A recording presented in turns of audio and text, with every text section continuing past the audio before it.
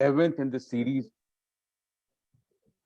Namaste and welcome to the 11th in this series of talks on Patanjali Yoga Sutra, one of the most magnificent texts in the Indian tradition. And as always, I will very quickly, in bullet points, go through what we have covered in the last 10 lectures so that the continuity is maintained.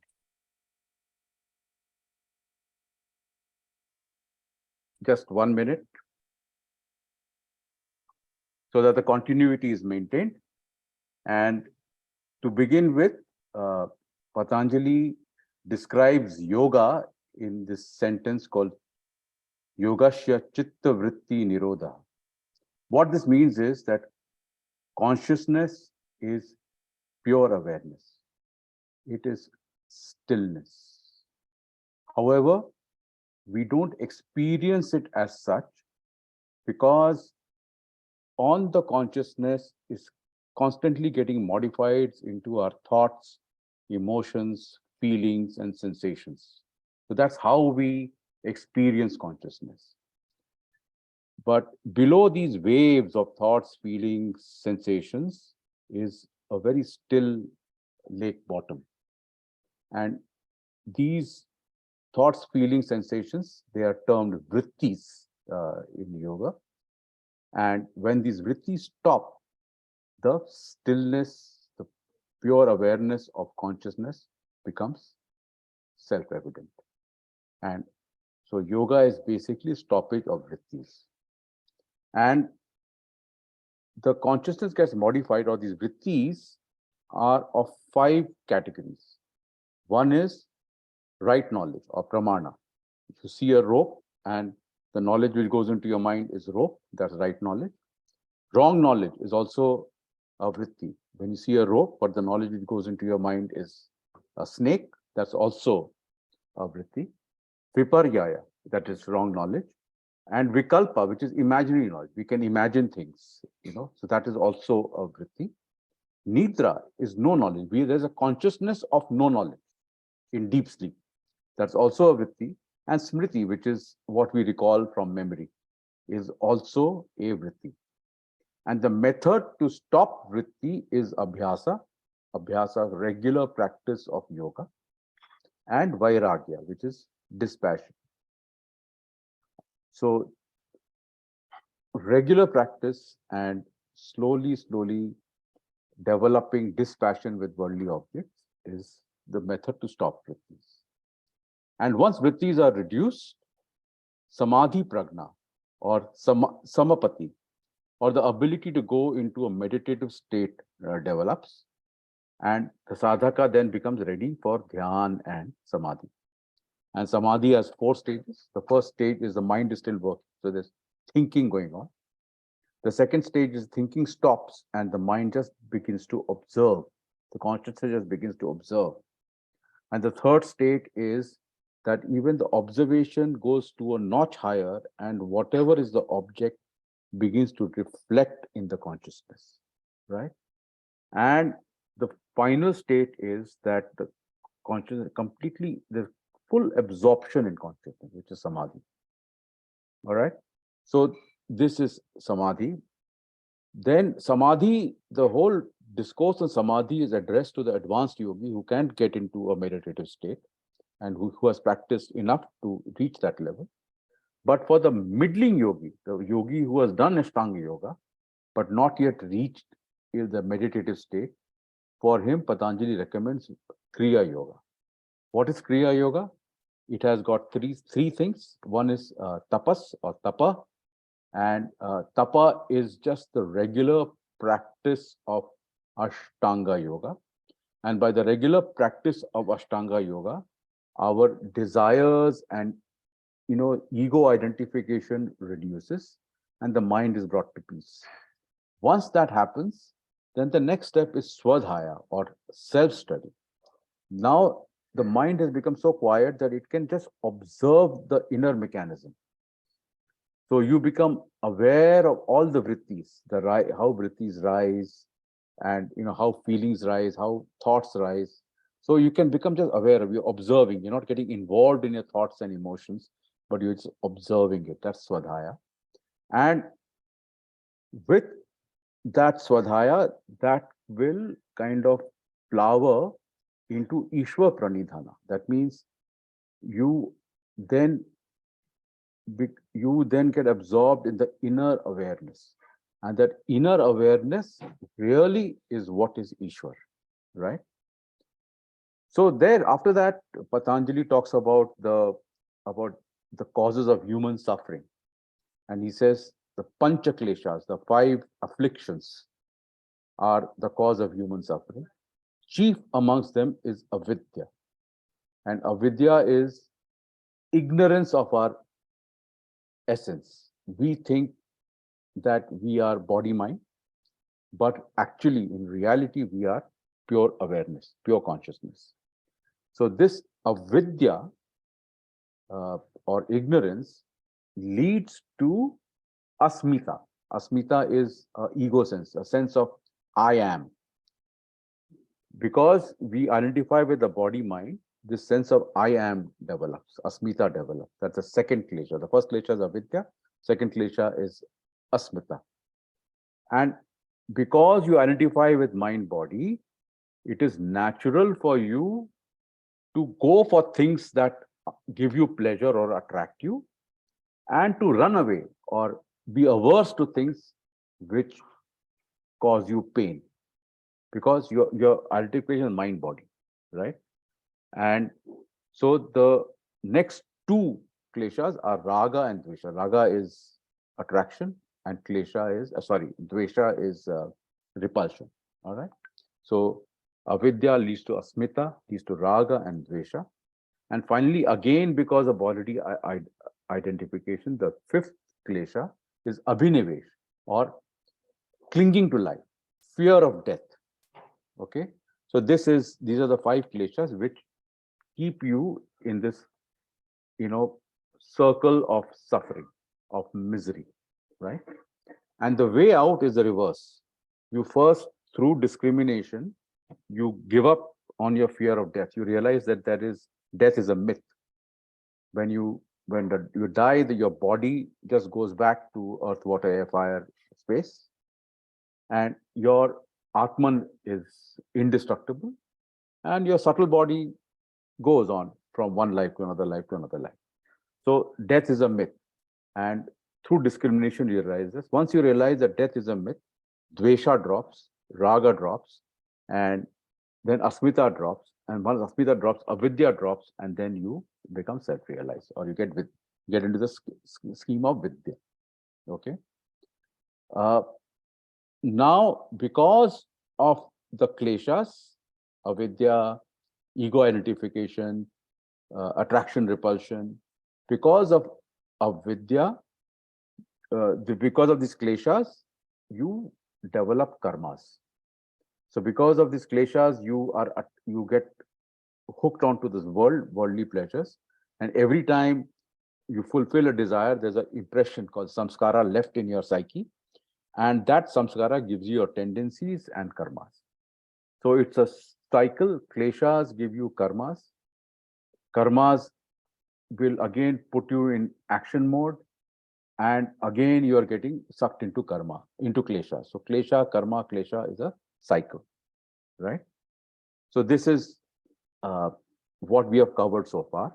In today's talk, we are going to cover consciousness and matter. This is a subject which has engaged philosophers through time, and we will see what Patanjali has to say about it.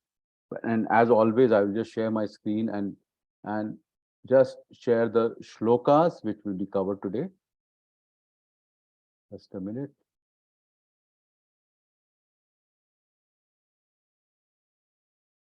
Why? All right, here we go. So consciousness and matter is the subject this week. So the first shloka we'll cover today is the seer, drashta, is only a witness, right? And he the drashta beholds the drishya. That means there's a difference between the seer and the seen, and the seer sees the scene through mental modifications. We'll talk about that, right? And the nature of the knowledgeable is really to be the object of it. So all objects are objects of perception, and Purusha is the one who is the knower, right? And even when the drishya or the scene disappears for one Purusha who has accomplished his purpose, who has become self-realized, it does not disappear for others. The samyog between Purusha and Prakriti, union between Purusha and Prakriti, is there so that both can express their power, right? And ignorance is the cause of that union. And once there's absence of avidya, this union breaks. Okay. And the means of liberation is discriminative knowledge. And there are, it has 7 steps. There's a discriminative knowledge. And the means of developing this discriminative knowledge is the practice of yoga. So this is broadly what we will be covering today.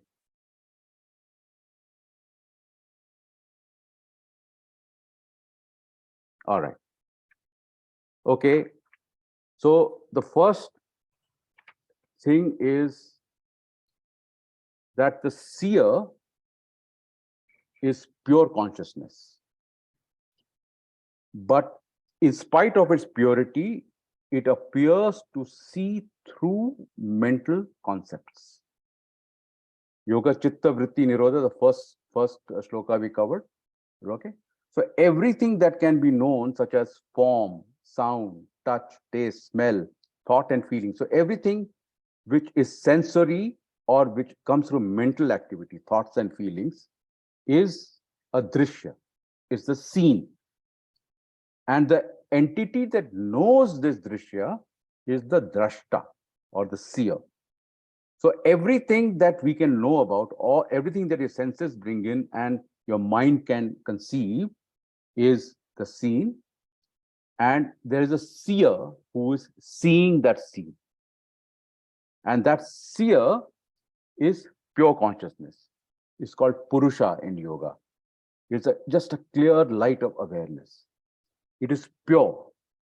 But despite its purity, it peeps at the world through the mental concepts of the kleshas, of likes, of dislikes, of fears, of past conditionings, of memory.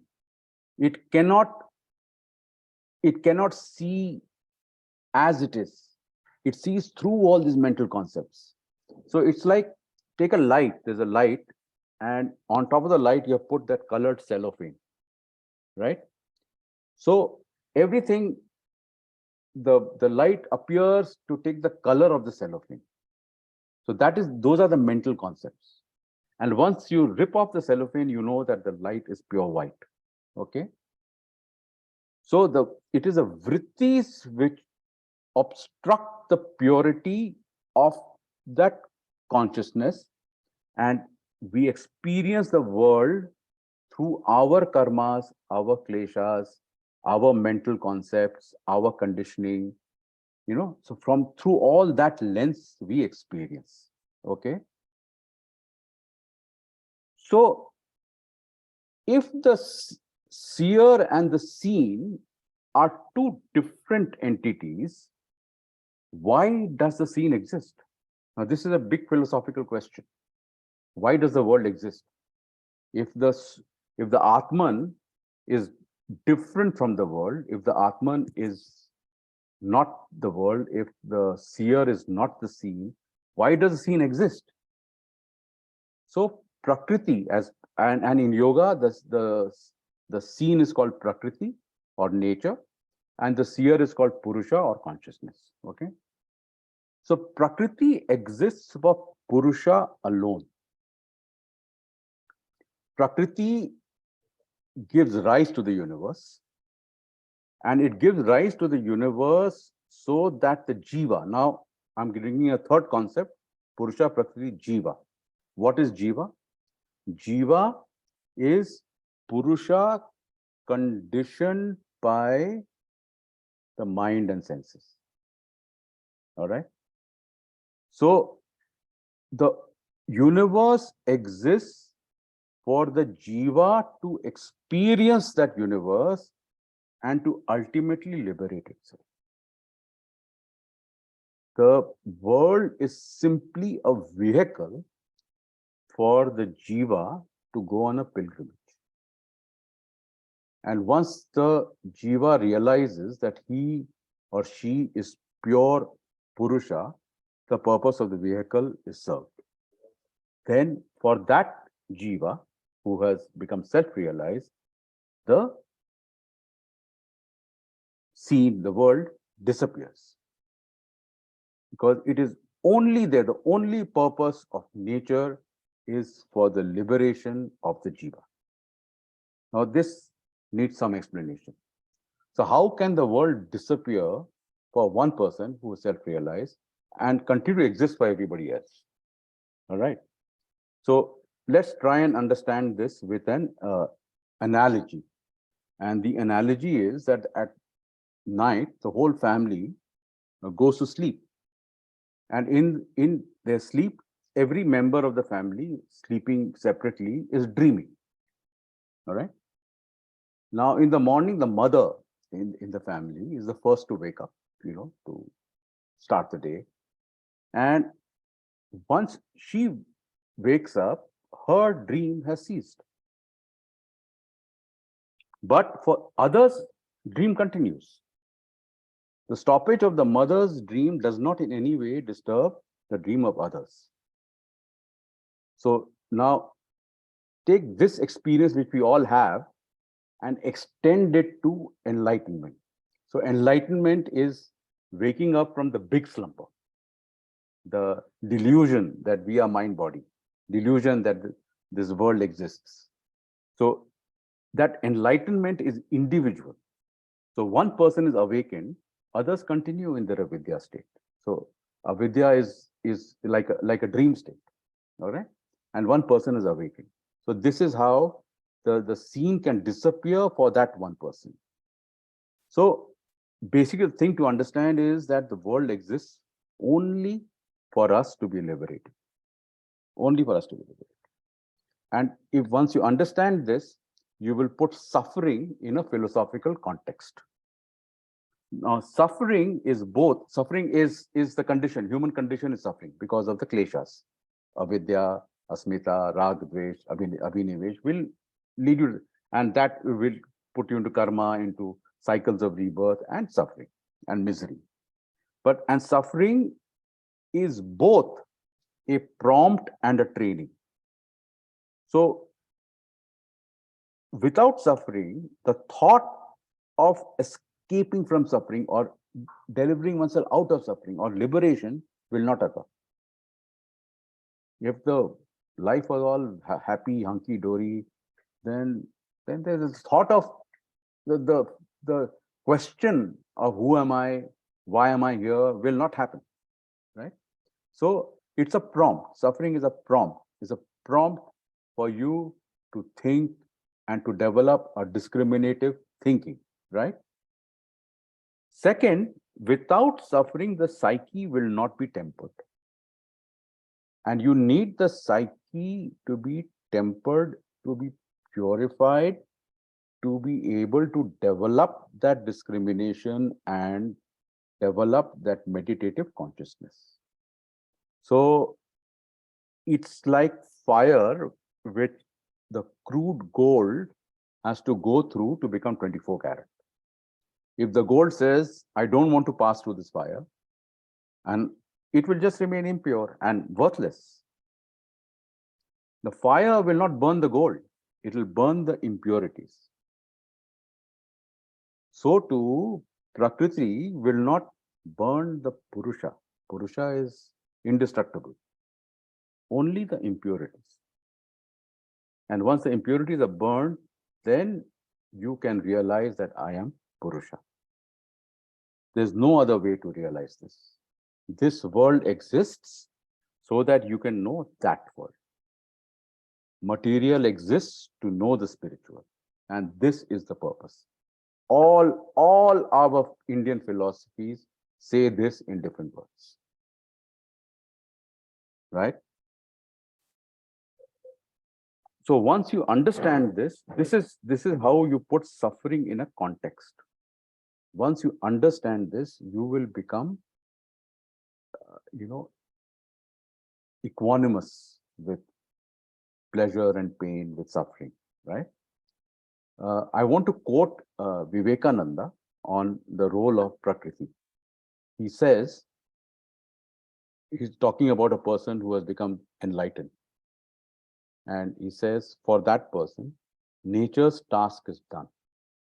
She gently took the self-forgetting soul by the hand and showed him all the experiences in the universe, all manifestations, bringing him higher and higher through various bodies till his lost glory came back and he remembered his own nature.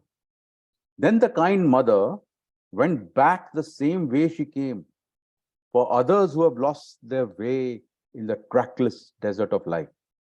And thus she is working without beginning and without end. And thus through pleasure and pain, through good and evil, the infinite river of souls is flowing into the ocean of perfection, of self-realization. This is why in Tantra, Maya or Prakriti is known as the mother, the Shakti, the Devi.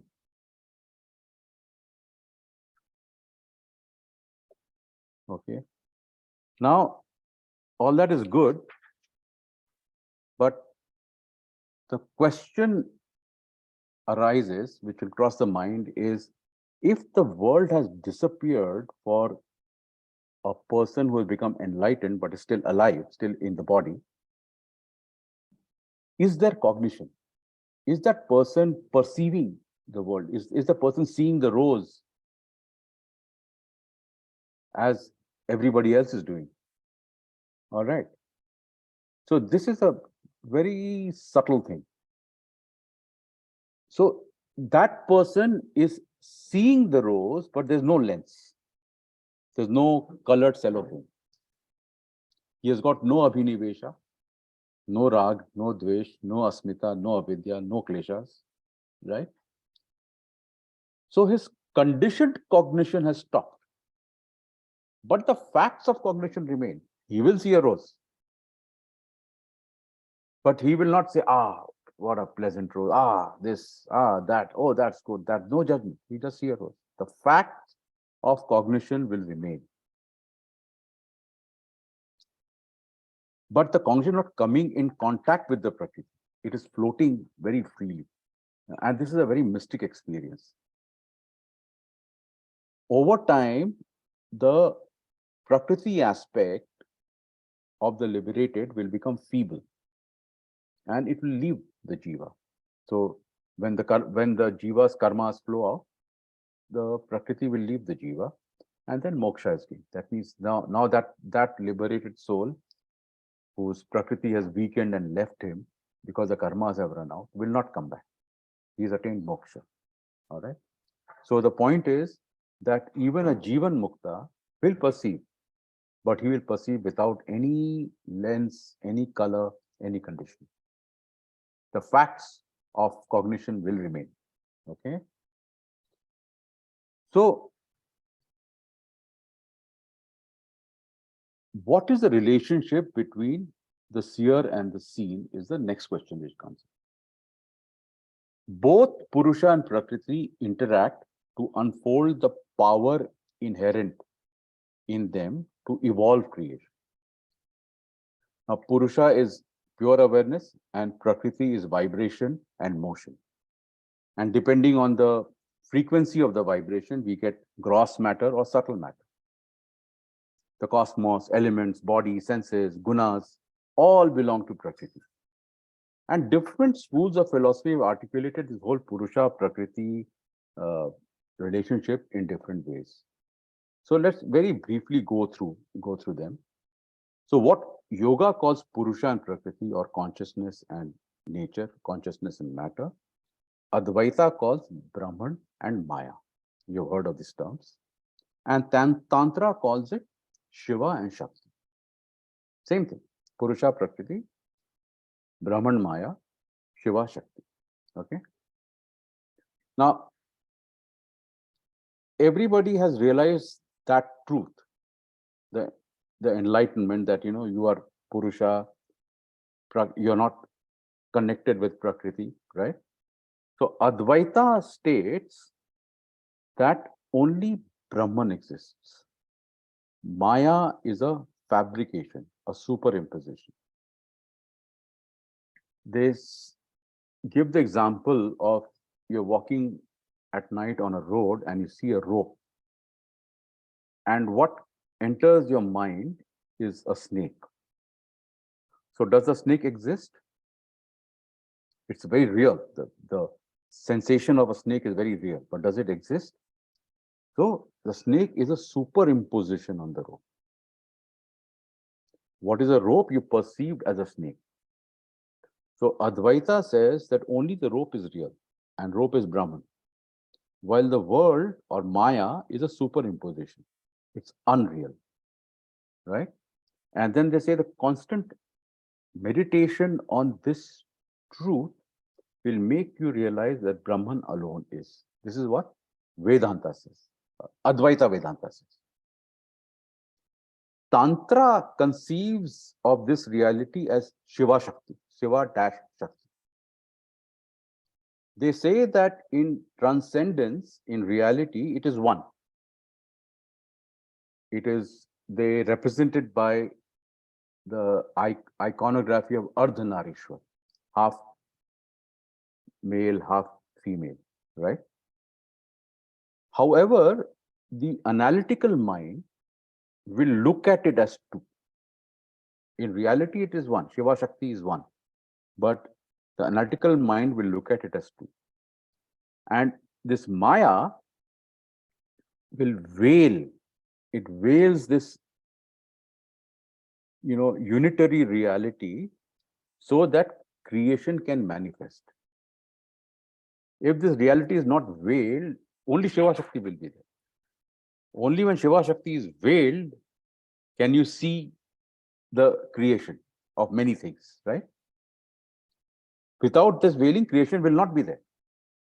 And Maya also has the power to purify the psyche and lift the veil and show Shiva Tattva to you. So therefore, the tantrics, they revolt against the Advaitic idea that Maya is unreal. They say, how can Shakti, the power of Shiva, be unreal? How can something unreal give you the experience and ultimately liberate you? But just remember, they're both talking about the same reality. They're speaking of it differently. Their methods of reaching that reality is different. So for Tantra, using Maya or using the power of Shakti, using the Devi is very, very key. So for them, it is to say that Devi is unreal is a big no-no,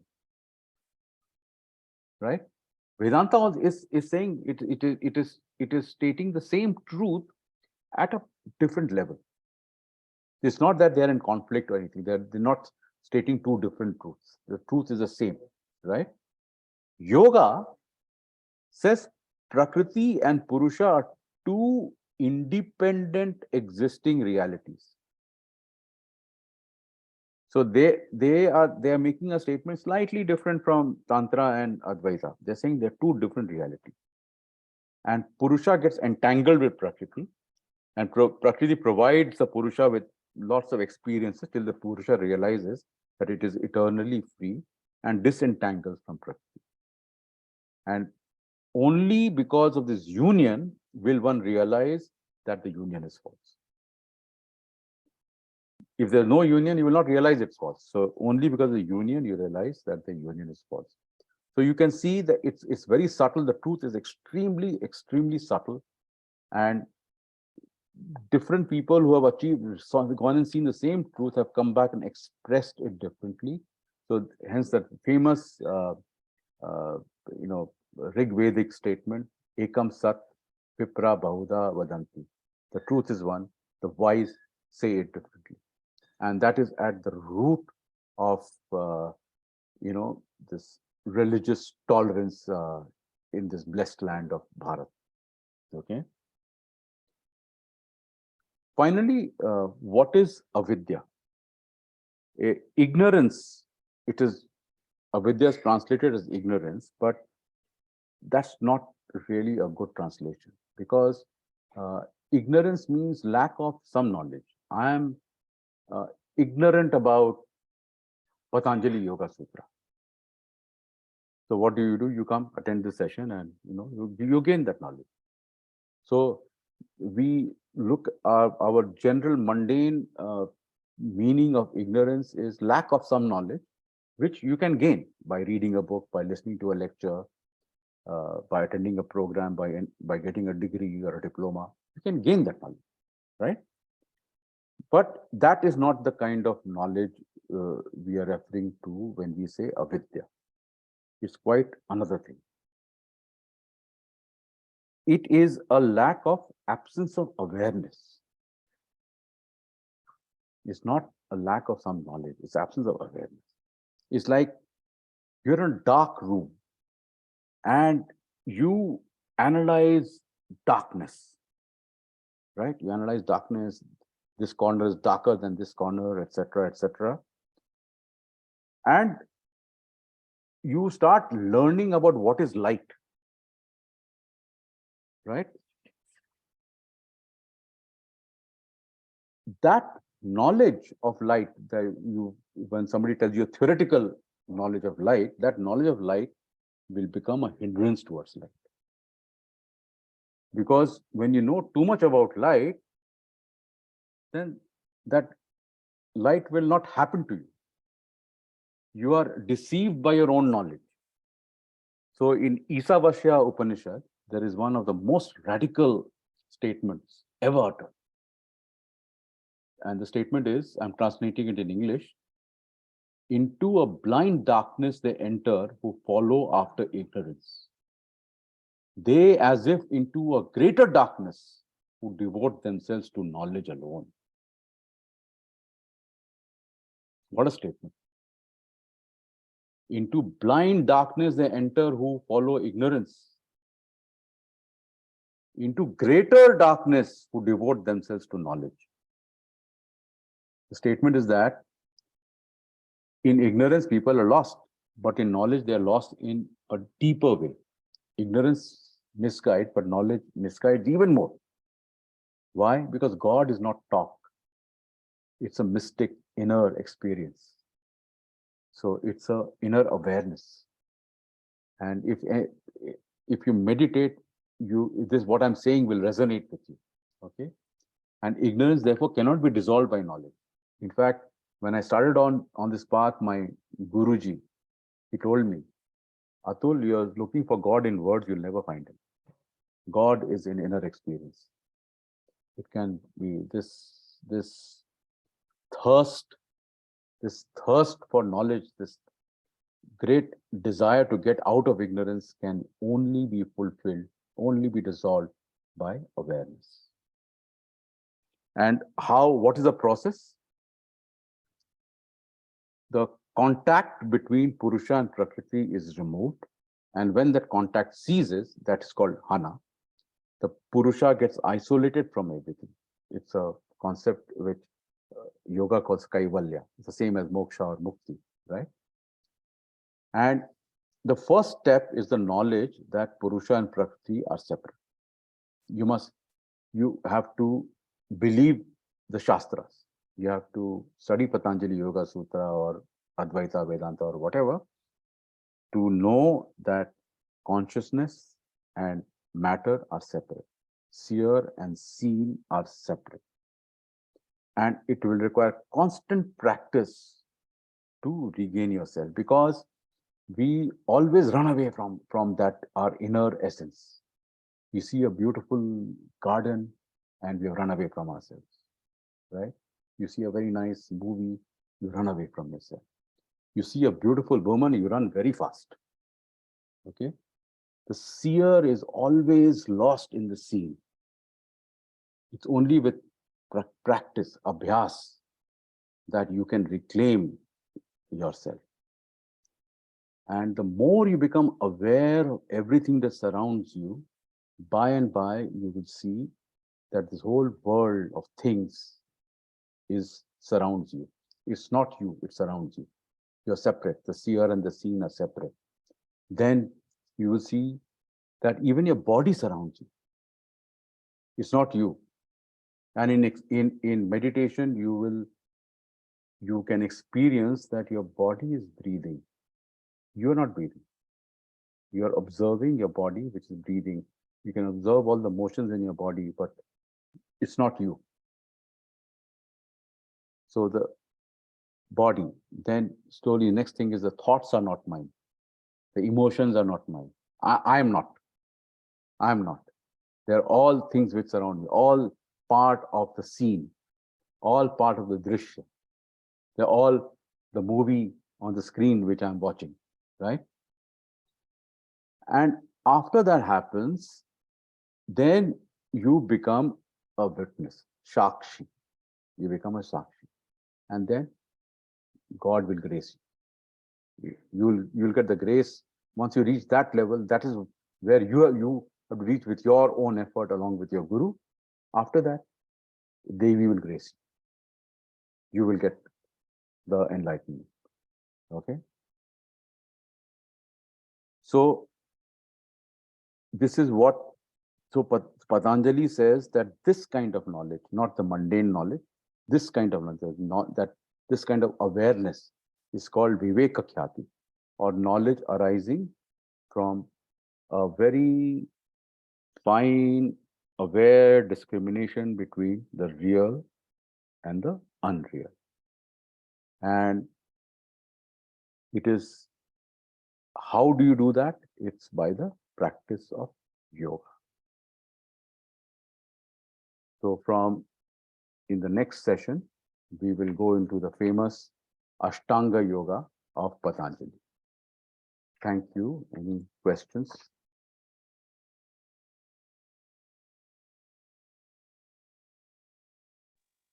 I don't know why.